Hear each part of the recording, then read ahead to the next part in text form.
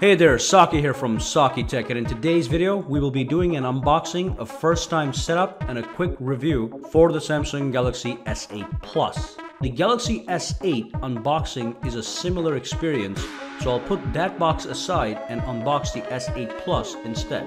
So as you can see, we have a beautiful box. Let's slowly unravel it and observe that gorgeous frontal display of the S8 Plus.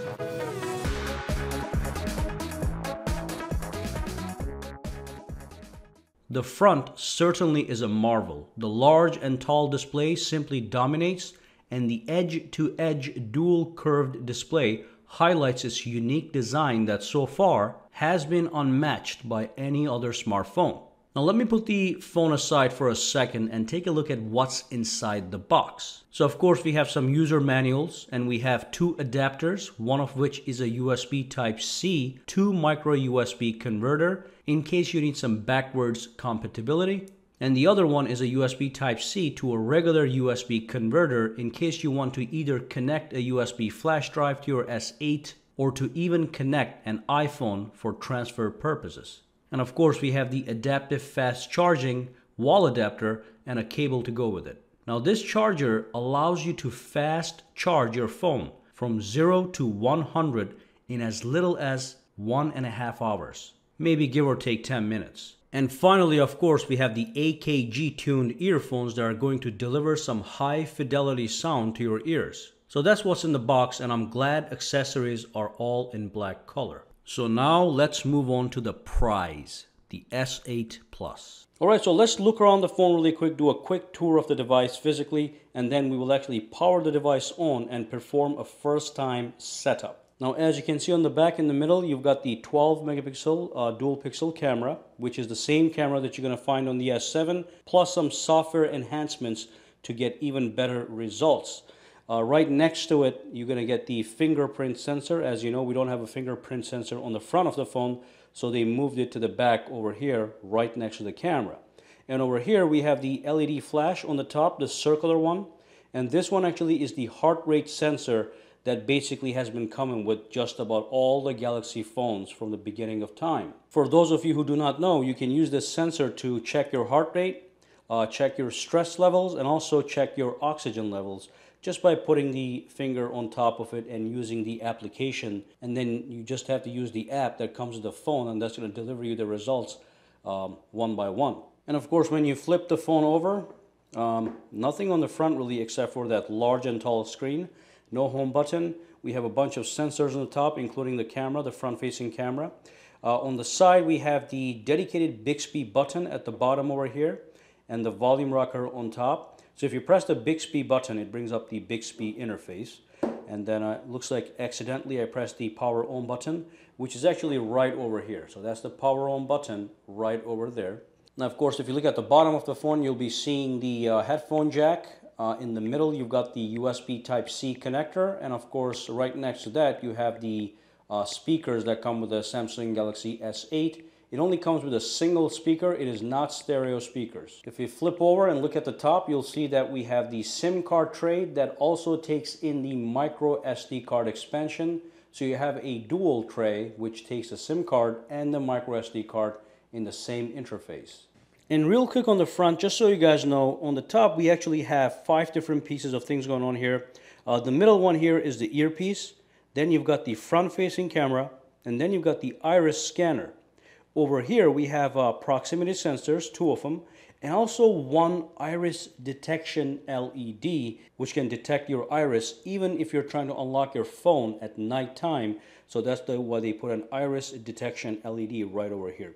So those are the sensors that we have on the top. Alright, so as you can see, we already turned on the phone by mistake, so let's continue from here. So when you first turn on the phone, it takes a couple seconds to load up and come to this screen. Then we click start, and let's see what's going to happen. So did you know your phone can make calls over Wi-Fi? We're going to skip that for now. Let me actually connect to my Wi-Fi so we have some kind of connection going on, even though the SIM card is already in there. It's in, so let's connect to the Wi-Fi. Wi-Fi quickly connected. Click OK, and let's click next. The next thing they want us to do is basically agree to all the terms. Let's do that right now. Let's undo the diagnostic data. I don't like sending my diagnostic information over to carriers or manufacturers. So now it's going to be checking the network, and of course a quick checkup for these software updates, and it wants me to log into my Google account. Okay, so after I put in my username, my password, this is the screen I got dropped on, and here are the options they want me to pick. Backup device data, let me just uncheck that. Use Google's location services, absolutely. Improve location accuracy by using Wi-Fi. Help improve Android, let me uncheck that as well. And then let me click next. And then again, just a second it says, and it's moving forward. Of course, it's going to ask you, do you want to restore your apps and data? I'm going to say no. I'm going to start a brand new device. So don't restore. Do you want to protect your phone? You can, but I'm going to skip it for now. But again, you can do face recognition. You can set up a fingerprint, or you can use the iris scanner on the front over here to use your eyeballs for security. And of course, if you want none of those, you have the option to use a regular PIN, pattern, or password. So these are all the security options you get with the Samsung Galaxy S8 and S8 Plus. Let me just say no thank you for now and skip it. Of course, it's going to say do not do that, but I'm going to skip it anyway. I'm going to set it up later. It wants me to sign into my Samsung account so I can actually use all these Samsung services, such as themes, Bixby, Cloud. So let me do that right now so I can show you the themes at least, so you can see how you can customize the phone if you so desire. And then what I'm going to do is I'm going to skip all this for now. These are the options you can get. You can restore from the Samsung Cloud if you previously had something backed up to your cloud, or you can do a smart switch, which means you can copy from your old device with smart switch. Okay, if you have an iPhone, any other Android phone, if you tap this, it's going to walk you through and show you exactly what to do to transfer all your data over to your new phone. So let's skip this. So let's click finish. Also, obviously, they want you to set these things up, secure your stuff, set the screen layout, and agree to these weather forecast terms. Let's just do that. Click finish. It's locating, and please wait. And there we go. So also, do you want to agree to the device data collection? This is from T-Mobile. The phone is a T-Mobile phone, so they're asking me to do the same thing. I'm going to disagree to that. Just close it for a minute, and there we go. There's the Samsung Galaxy S8 in its full glory. All right, so let's take a look around a little bit. So let's swipe around. We have some home screens over here. If we swipe to the right, of course, we get access to Bixby cards. And again, these are things like my schedule, my gallery, upcoming reminders, today's weather, today's activity, if you indulge in any health activities such as steps and workouts. And then you have Samsung themes, wallpaper recommendations, some news over here, and stuff like that. And there's that application, the Giphy application, gives you animated images. All right, so that's the Bixby for now. Normally what Bixby is supposed to be doing is it is supposed to allow you to control a lot of your phone's functionality just by using your voice. So if I go into an app such as Messages, I can press Bixby and say create a new message, then dictate the message, then send the message. Or if I go to the camera application, I can tell Bixby to take the shot or record a video. Just by using my voice commands, I can do everything. But those features are coming soon. They're not available yet. For now, when you launch Bixby, either by pressing the button or swiping over, this is all you get, all right? But don't worry, more things are going to be coming soon. So here I'm pressing the Bixby button, and then Bixby launches. The Bixby cards do launch. You can tap on the settings and make some modifications. You can remove cards if you want.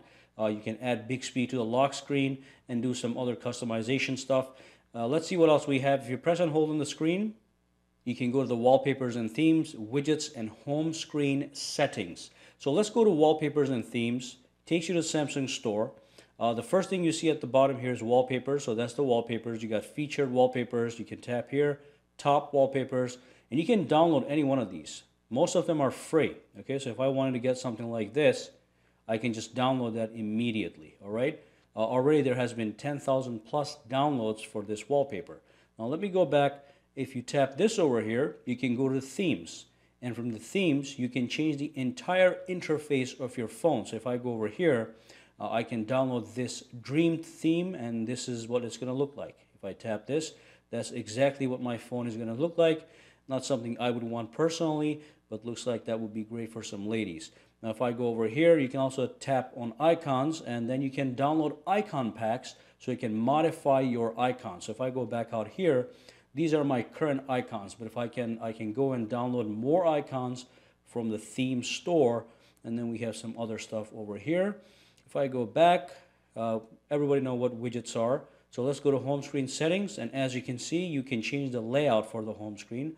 So if I tap this, what I could do is I could switch between home and apps screen, meaning the home and apps screen are going to be separate, or I can do home screen only.